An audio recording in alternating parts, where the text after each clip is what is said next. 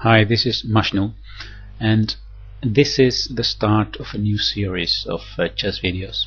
I've been thinking about what is the biggest reason why we win or lose at chess, and actually the middle game is such an important phase in that, because most games are decided in the middle game, either by a strong attack in the middle game or because of the loss or win of material in the middle game, and sometimes also because in the middle game we prepare a winning endgame. That is why it's so important to try to understand different middle game positions that arise.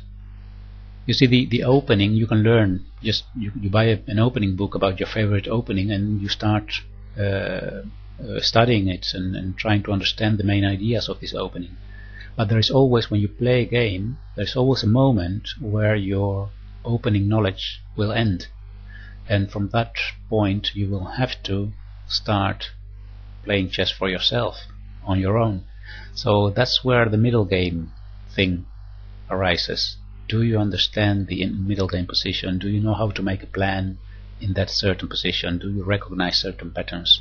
Well, all those things are useful to learn by looking how grandmasters do this. So what I'm going to do is I'm going to make a few videos. I don't know how many there will be, but my idea is to upload every day one video. I hope I have time to do this. I'll do my best, and I hope that this way you will have every day one different position, one different game to watch and to understand, and improve your chess this way. And of course I also benefit, because by making these videos I learn myself. I have to choose a certain position and try to understand what's happening so I can explain it to you. So this is also for myself a way of training and a way of studying chess and trying to improve. So well, let's go for the first position that you see on the board now. This is a game that was played in 1980 in the tournament of Hastings between two grandmasters. I hope I pronounce the name of the white player correctly. Sergei Makarichev, rated 2500 at that moment, and the black player is Robert Belin, 2425. Now, first of all, have a look at this position and see if you can spot some characteristics that can help you to make a plan for white. It's white to move here. Black's last move was king takes g7. There was a trade of the bishops there. There was a bishop standing on g7 and white traded it. So white to move. See if you can make a plan. Pause the video if you like, and perhaps you can also find some variations.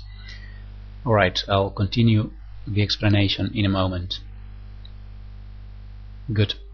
So one of the most important things in this position is, of course, the weakness of the dark squares in the defense of the black king. Also, something that we see is that this bishop here is locked up completely. In the center there is still some tension, and white has 2 pawns in the center, black has 1, and these two knights are watching these center squares. Now, what could we do with white to try to exploit these weaknesses in the black position? A possible plan is to advance the h-pawn. Advance the h-pawn towards h5, so we can see if we can open here somehow the position of black king. That is a strategy that is often followed after trading this fianchetto bishop on g7, because we have weakened the defense of the king, so now we need to open the position. There is just one thing. After we have this idea of plan, we also have to look at the possible counter chances. And that's very important here, because let me tell you that the next move played by white, I'm going to show it to you, was not h4 but was, and perhaps surprising for many of you, a4. Now why a4? We are not looking for anything here on the queen side. The idea of a4 is really very clever. The idea is to try to stay with this bishop on the diagonal towards e6 and f7. If we don't play a4, let's say that we play immediately h4, then black has the option of playing knight to a5, and then the bishop will be traded, or we will have to place it on c2 where it is much more passive. So that means that before starting our own attack, we have to make sure that we can use all the pieces in the attack, and that's one of the main topics in this position. White is involving all the pieces in the attack. Now the game continued with a5, because black feared that white perhaps would advance this pawn even one more step, taking away the square b6 for the black knight, and c5 is already taken away, so it would be in space advantage on this side. So he played a5, and now that this preparation was already finished, white played h4. Now black didn't want this pawn to advance to h5, so he played h5 himself. Now after a move like h5, we immediately can spot that the square g5 starts becoming weak in the black's position, because it's not possible any longer for black to play h6 to defend this g5 spot. So we already can start looking at possibilities of playing knight to g5, and that's exactly what white did here in the position. He played knight to h5 right now, and we start seeing how important it was to stay with this bishop on this diagonal, so to play this first move a4, because now we have already two pieces attacking here, and also possibilities of using the e6 square. For example, just to show the pattern, if black advances this pawn, we already have we already have like that a fork of king and queen. The next move of black was queen to e7, and now comes a very beautiful move by white. It's meant to improve the activity of the knight on g3, and it's also meant to have the options of opening the center. Now since black's queen is on e7 and the rook on e1, it would be beautiful to have this e-file opened. I must also mention that a possible sacrifice on h5 is also in the position. Right now it's not possible, it wouldn't achieve anything, because black has always the rook that can go to h8. For example, knight takes h5, g takes h5, queen takes h5, and then rook to h8, defending the h7 square. So here if the queen goes to g4 with the idea of removing the knight with a check, then simply he plays king to f8 and it's all well defended. We have sacrificed a piece, but it's the question if there is any important compensation. Before we do this kind of sacrifices, we must be sure of what we are doing, and we must calculate if it's really successful or not, because if it's not, you will stay with a piece less in a position that will be lost after that. The move that white played here was the move f4. Black took on f4, and white played knight to e2. So now we see the idea is to take with the knight here. So then we have 3 pieces attacking e6, and the knight on f4 is not only again looking at h5, but also at g6, and as I said, at e6.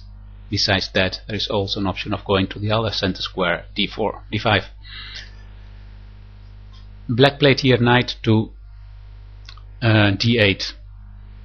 Now a move like queen to f6 to defend this pawn is useless, because then white plays rook to f1, and then the next move is to take on f4, so it was impossible to defend that pawn. So knight to d8 was played, and now white took on f4. Black wanted to prevent now the knight from going to d5, so he played c6, controlling the d5 square. White continued with queen to d3. Now this looks a bit strange, perhaps, queen to d3. The idea of queen to d3, well, actually 2 things. One is that after advancing this pawn we will have the queen on this diagonal towards the g6, and another idea is that the queen can go to g3 to place it on this g file. So as you see, it's what white is doing is trying to place his pieces in the best position as possible before doing the really breakthrough attack.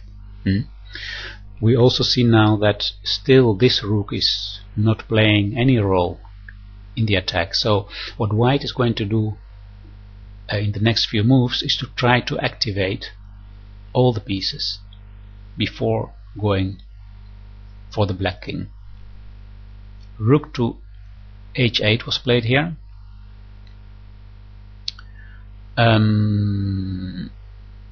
Rook to e2. The idea of rook to e2 is to make the square f1 available for the other rook. So perhaps we can develop rooks here on the f file. And another idea is that the rook can also go to e1 to have these 2 rooks on the e file and then advance the e pawn. f6 was played now. It's very difficult to find good moves now for black. Now return here, because of course after f6 the e6 square becomes even weaker, but there is not really a good alternative. Black's pieces are there on the back rank defending, and black needs all the pieces to defend all the weak squares that he has here. Let's say, for example, he would play something like knight to f8. In that case, e5 already is possible. If black tries to close the center to restrict the space for this bishop on b3, then white simply plays rook to f1, and again the attack continues, because the rooks will be doubled here and f7 will be weak at a certain point, perhaps advancing this pawn or placing the bishop on c2 to put more pressure on this side of the king side. It's very difficult for black, I'm sorry, to keep defending, to keep holding the position. Let's return to the game, because black played f6 here, and the next move you all see, I guess, is knight to e6 check. Knight takes e6, knight takes e6 check, king to h7. Now we need to bring all the pieces to the attack. Rook to f1. Black wants to have less pressure on his position by trading pieces, so he plays the knight to f8, and here comes a beautiful move by white. Instead of taking on f8 or moving the knight to f4, for example, he plays e5. The idea behind this is that if black now takes on e6, white can always play e takes f6, attacking the queen, and with the rook on the e file attacking e6. In the game, black took first on e5, d takes e5, then white took back, and here he took on e6. White's calculation was now to take on f6, that was what he did, but black now, after trading these pawns here, this diagonal is open, so he gave a check on c5. So it looks as if perhaps white made a mistake, a miscalculation, but it's not like that. King to h1, black saves his piece, that's correct, so he's a piece up, but the defense of the position is impossible, because with rook to e7 check we are now controlling the 7th rank, and still the black king is in a very, very vulnerable position. King to h6 was played here, and now another nice move is the move queen to e4. Now why queen to e4? Well, this opens the possibility of advancing eventually this pawn to f7, and then the rook is still defended because it was attacked by the black queen. So rook to e4 makes sure that white will stay controlling this e file, and at the same time that it will stay controlling the 7th rank with the rook. Knight to d7 was played now, and white played the pawn to f7. So now there is not much that black can do. He will lose at least this bishop on e8. He played a rook to f8 here, and of course that's a pin, so white cannot take now on e8 because of rook takes f1 check. So what white did here is he made use of the fact that black has a new weakness, that's the pawn on g6. So white played bishop to c2, and now attacking this g6 pawn twice, it's impossible to hold. Here black resigned. Let's see if black tries to defend this g6 pawn, then there is, for example, a check here, and this is terrible because advancing this pawn it will be queen takes g5, and if the king goes back then I will take here, we can take here on e8 with check and winning a queen, promoting. So this is impossible to hold this position, so here black resigned. Now let's have a short look again at the position from the start. The first idea was we have the plan of attacking on the king side, but we must keep in mind that our pieces must stay active, so the move a4 to prevent that our bishop becomes less active. Then h4, advancing the pawn. White tries to prevent it, but then the g5 square becomes weak, so knight to g5, queen to e7, and now f4 is a wonderful move to activate the other knight. So here we have a beautiful position where all the light pieces are attacking the black position. c6 to prevent knight to d5, queen d3 activating the queen and also making space for the other rook later to come into play. Rook to h8, rook to e2, f6, and now the weakness on e6, and we also see that by f6 the g6 pawn already starts becoming a bit loose. Knight takes, king h8, rook f1, bringing all the pieces in the attack, always very, very important in the middle game. Piece activity is the main thing always. Knight to f8, and now e5, the beautiful breakthrough in the center. Take on f6, check. King simply goes safely to h1, and now black tries to save his piece, but the 7th rank has become so weak and the g6 pawn has become weak as well. So after a few moves we see that the pawn can advance here, and the pawn also blockades the defense of g6.